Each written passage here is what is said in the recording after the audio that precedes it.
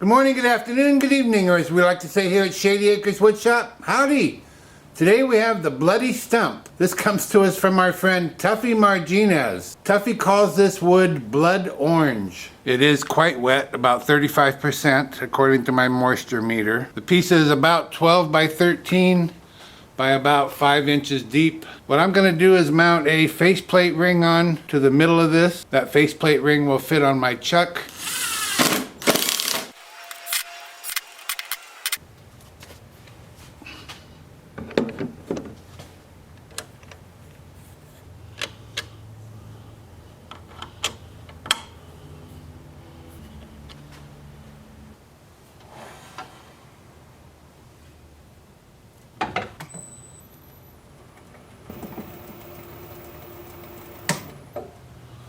Looks like the best we can do is about 390 RPM. The piece of course is out of balance, but we're not going to worry about that too much. I'm going to grab a 5/8 inch bowl gouge. We're going to be turning at 390 RPM, mask and face shield on.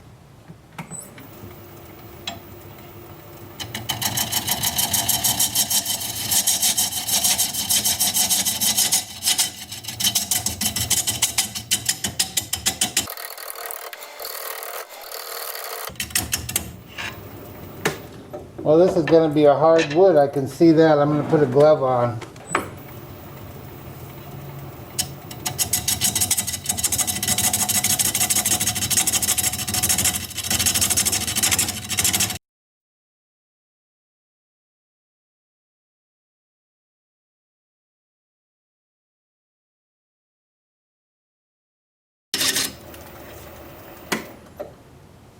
That was a freshly sharpened gouge to start with, and now it's not.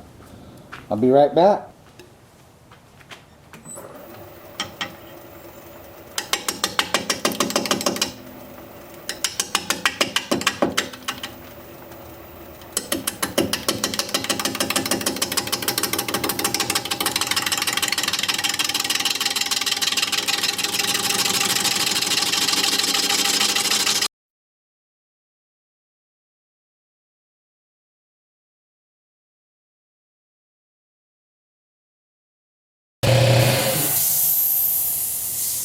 Air compressor is loud, huh? Sorry.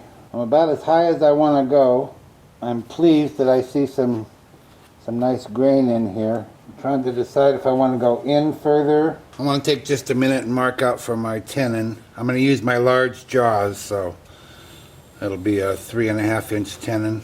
And this will give me an idea of how far I can come in from the side.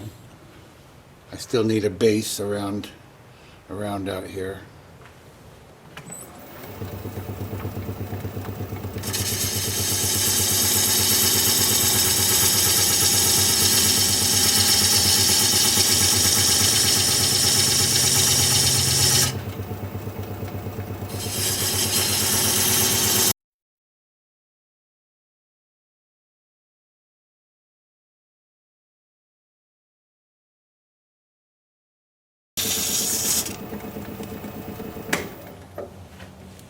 I'm going to use this diamond point tool.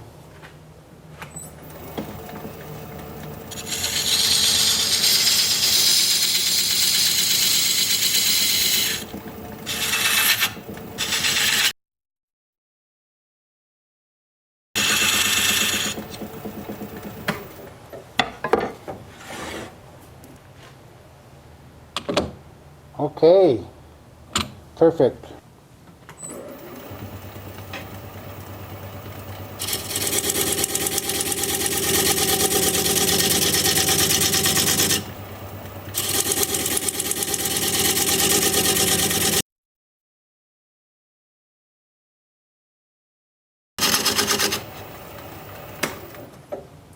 I have to be careful that I don't come up here too high and ruin that top edge.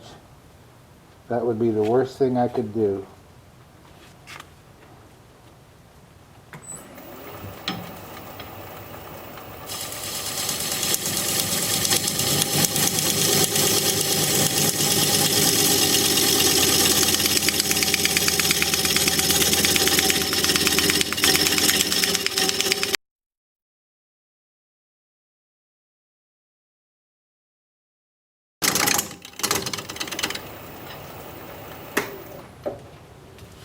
Well, I'm pretty happy with it. I'm going to see if I can't clean up my cut here and get ready to sand.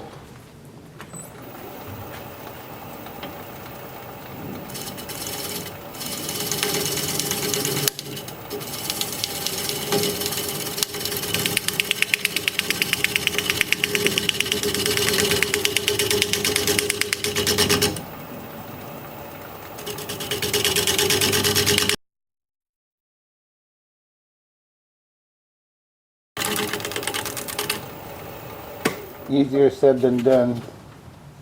I'm going to try my scraper as well.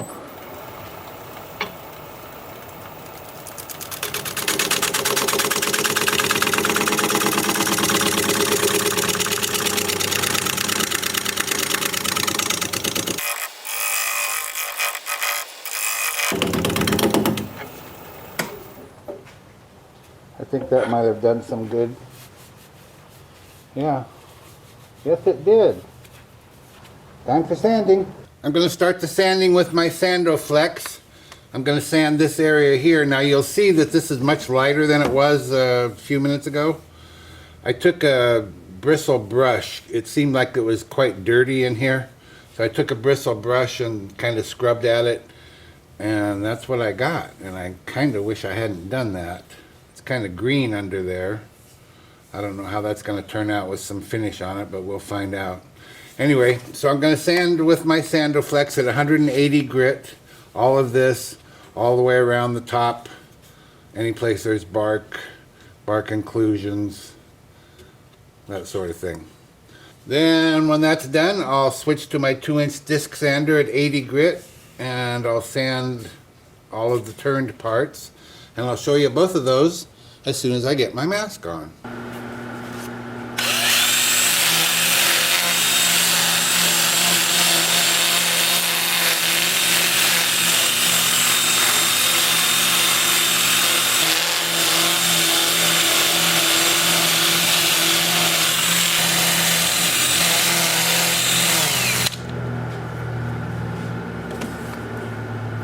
So I'll do quite a bit more of that, but that's just to give you an idea what it looks like. And then with the lathe spinning in reverse at about 350.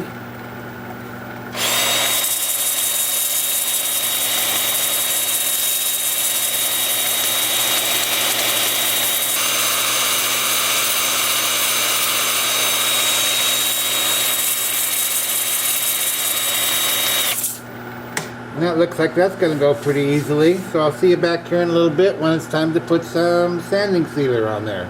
See you in a bit. I don't expect this grain to pop. Light grain seldom does, but we'll find out here. Well, it does definitely bring out the darker parts. This sanded up real nice. Pleasantly surprised. I think the once we get some sanding sealer on that bark, it's going to make quite a difference. And for the bark areas and the bark inclusions, I will use a brush. So I have some sanding sealer in this little can, and I've got my brush. And I'm just going to brush it into all of the bark and bark inclusions. And this is going to take quite a bit of time, and I won't make you watch it all. So this is what I'll be doing for a while. I'll put on 2 coats of this sanding sealer, and then likely 2 coats of shellac, and I'll put the shellac on exactly the same way I'm doing this. So I won't show that part. And then I'll bring you back when it's time to start working on the inside.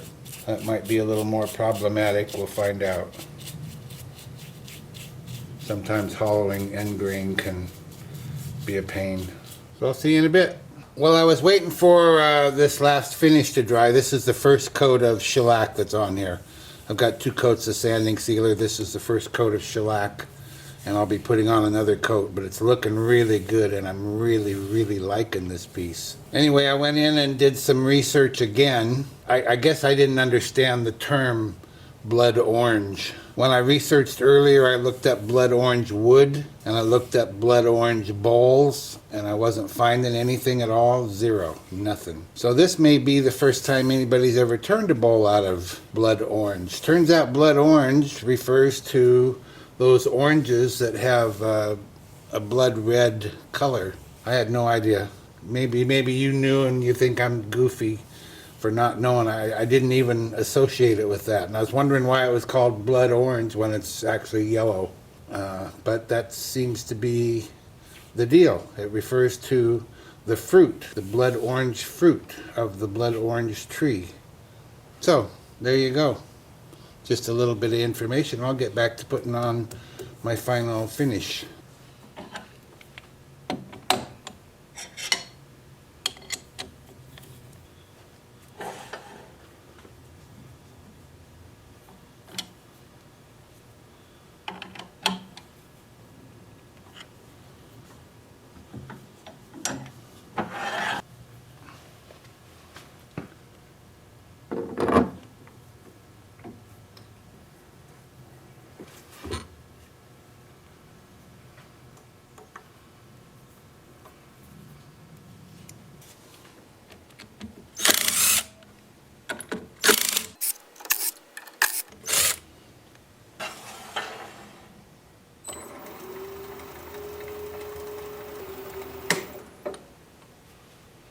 I think I want to stay inside of this.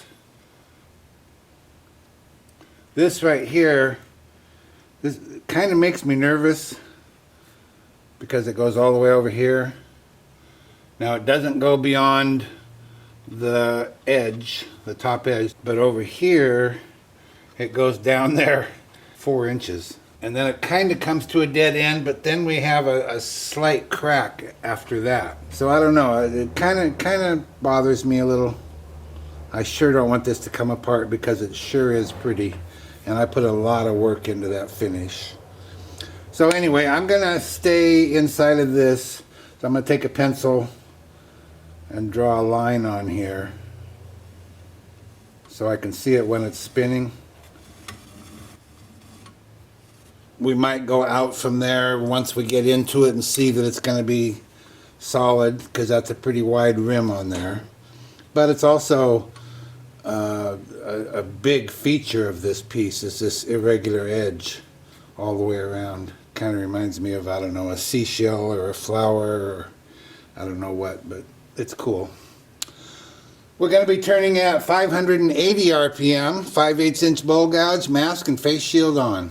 And there's another thing about this I forgot. There's that, I don't know if you remember it from the outside, there's a big, probably 1.25 inch hole out here. Feels like at least 3/4 of an inch deep. So I might run into it inside here. I'd like to not do that. And then this whole area right here is that natural area that I said I used a brush on. It's not flush like the rest of this is out here. Also, this is end grain, and I wanted to explain this to you. Typically, when you turn a bowl inside of a bowl, you start out here and you work your way in. But with end grain, I've found it's easier to work your way out. So I'm not sure how well this is going to work, but I'll be working from the inside out. Maybe from the outside in, depending on how it goes.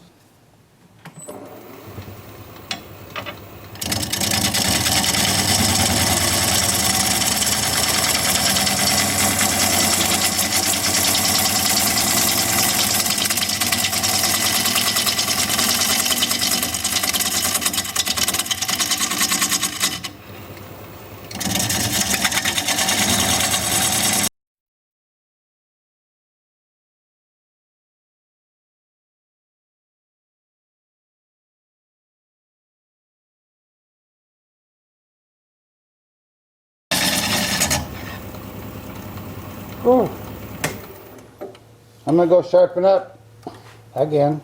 I want to work on the top rim here a little bit, get it flattened off, maybe work at getting this a little thinner here, a little thinner rim. I like the rim a lot, but it doesn't have to be quite that thick. I did sharpen up. I'm going to wear a glove because I think these pieces might be sharp coming off of here, and we're still at 580 RPM.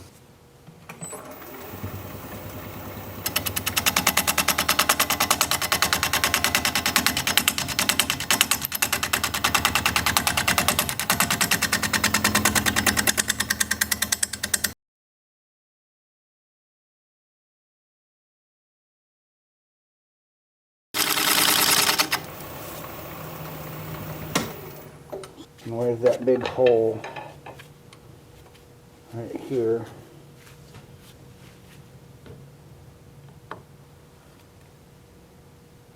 Yeah, see, that's down to almost a 1/4 inch. Doesn't look like it, I know, but that hole goes in there about 3/4 of an inch.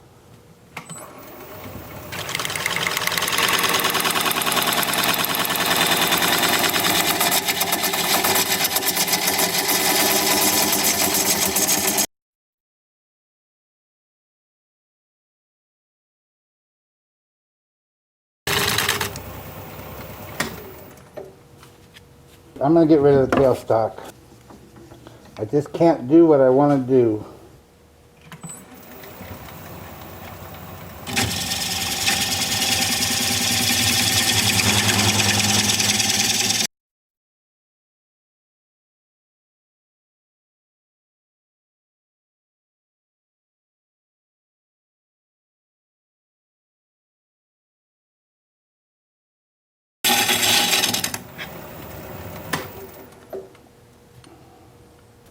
That's such a nice contrast, the yellow and the brown. I wish I could stop there, but I can't. That makes for a pretty thick bottom, about 3 inches.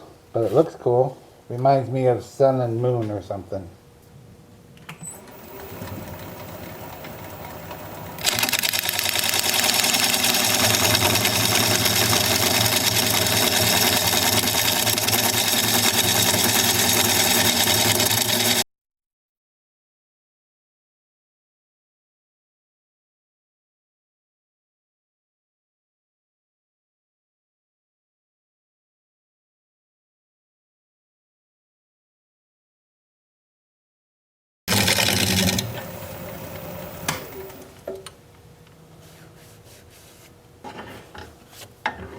I'm just going to check again. I know it's a long ways, but I just don't want to make a funnel. About an inch. I wonder if I can pick the speed up any. About 6:13.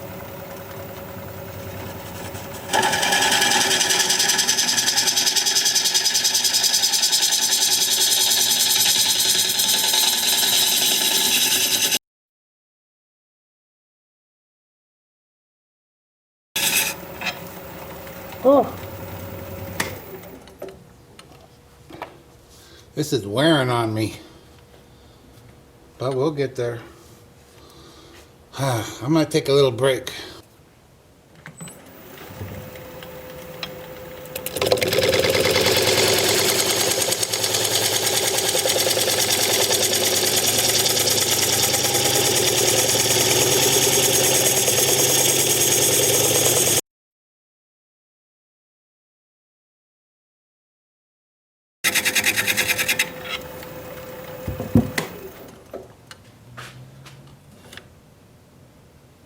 Okay, we're there. About 3/8 of an inch in the bottom. And I got a pretty ripply side here, so I'm going to get my negative rake scraper and we'll scrape.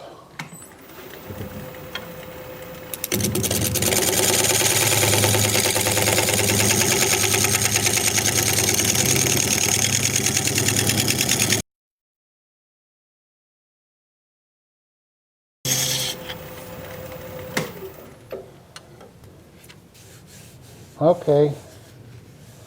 Oh, this one gave me a workout.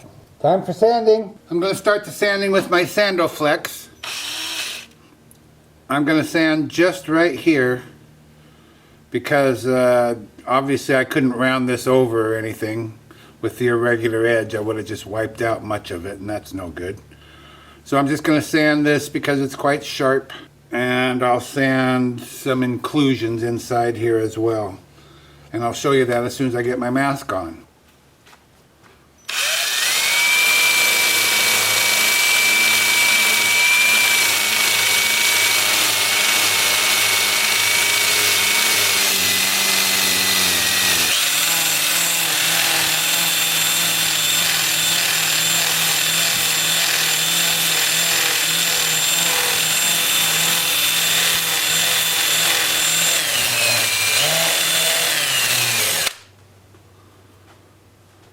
And then I'll also sand, like I said, this inclusion and another one over here.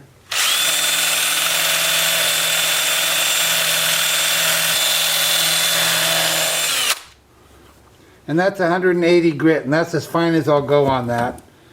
And then I'll switch to my 2-inch disc sander at 80 grit and work up through 400 with the lathe spinning in reverse at 350.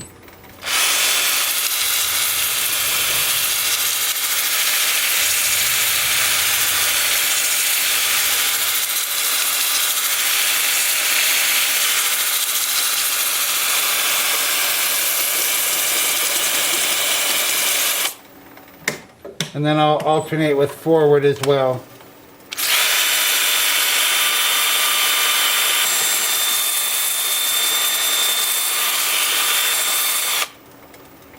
And because it's kind of big, it'll probably take me a little while. So I'll see you back here when it's time to put some sanding sealer on. See you in a bit. The sanding went really well. And it's smooth as silk. I'm applying shellac-based sanding sealer. It's called Zinsser Seal Coat. I don't do anything to it. It comes ready to use out of the can. And this is the first of 2 coats. I put 2 coats on the outside along with 2 coats of shellac. And I imagine that's what I'll do on the inside. And in a minute here I'll take a brush and brush into all these cracks and bark inclusions and whatnot. And these cracks, I know some folks would fill them. They're not structural. You can see they stop right here at the heartwood. They just don't go any further. So it's not going to come apart on me. This is really, I'm pleasantly surprised by this wood. It's just beautiful to me. And that hole on the outside that I talked about, this is the inside of that hole. And when I blow air into that hole, it comes right out there. So that's how close I was. And that's why we have thick walls, because I just didn't want a hole on the inside of this one. Sometimes, you know, if the hole's already there, no problem. I don't have a problem with that. However, nature made it for me. If I made the hole, maybe I'd fix it. But these cracks to me are a feature. I just have some sanding sealer in this little can, and I've got my brush. And I'm just going to brush it into this inclusion here and all of the cracks, but I don't want to get it so heavy that it runs back out the outside onto my nicely finished surface out there. So this is going to take a little bit of time. I won't make you watch it all. So I'll be back in a little bit after I've applied the second coat of this and 2 coats of shellac, and we'll get that tenon off of there. See you in a while. I've mounted a block of wood up in my chuck. It has a non-slip surface on it. I'm going to place the bowl over that. Bring up my tailstock. I still have the center hole there for reference, so I'll just apply a little pressure. Bring up my tool rest. We'll spin the piece up, see if it's running true, and it sure is. I'll turn the speed up to about 500 RPM. I'm going to take a 1/2 inch standard grind bowl gouge and begin to removing the tenon.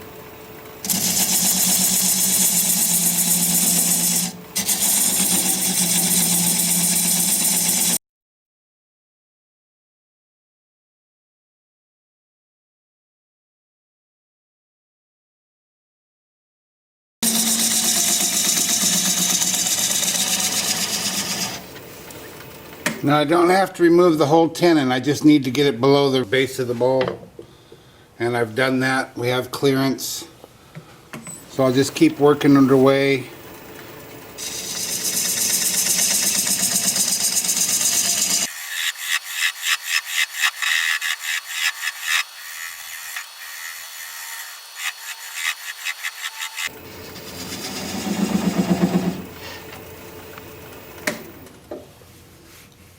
I'm going to switch to a 3/8 inch swept back bowl gouge so that I can get in there closer. And I'm going to adjust my tool rest closer and higher. And I'm going to turn the speed down to about 400 RPM.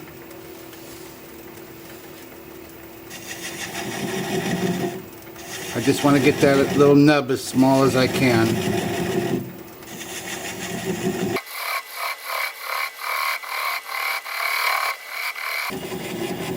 Now, as you might imagine, this piece is quite heavy and a little out of balance. Although at this slow speed, that's not much of a problem. But this is end grain and it is prone to breaking away rather than trimming off nicely. So I do have to be pretty careful here.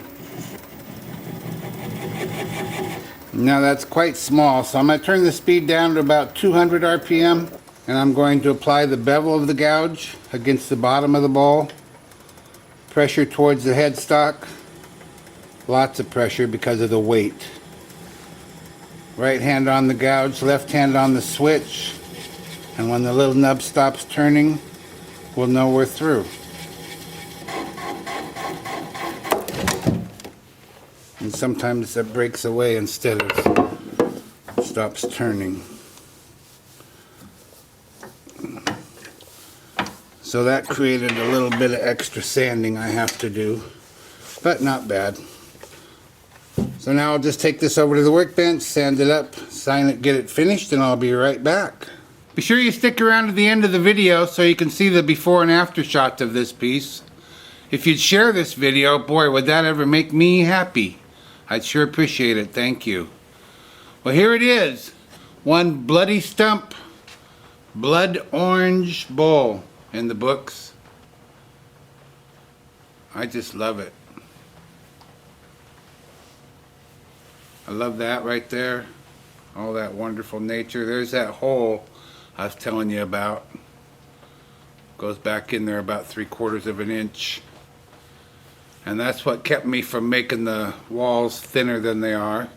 There's a nice crack. You can see light through there. Lots of cracks in the piece. And there's the bottom all finished up. Didn't take as much sanding as I thought it would. Really an attractive piece, I think. Like I said, it's heavy. I think the wood's heavy anyway, pretty dense. But because of the thick walls, it's actually quite heavy. Very substantial piece. It's 13.5 inches by 5 inches deep. And I love it. I hope you do. Thank you to Tuffy Marginez for sending this along for all to enjoy. If you like this video, thumbs up please. I'd sure appreciate it. If you're a subscriber, thank you very kindly. I truly appreciate that. If you're not a subscriber, you might consider becoming one. I put out regular videos about one a week and I'd like to keep in touch. An easy way to subscribe is just click my picture you see there near the end of the video. Your comments are always welcome and I read all of them. So for now, this is Phil, Shady Acres Woodshop, signing off.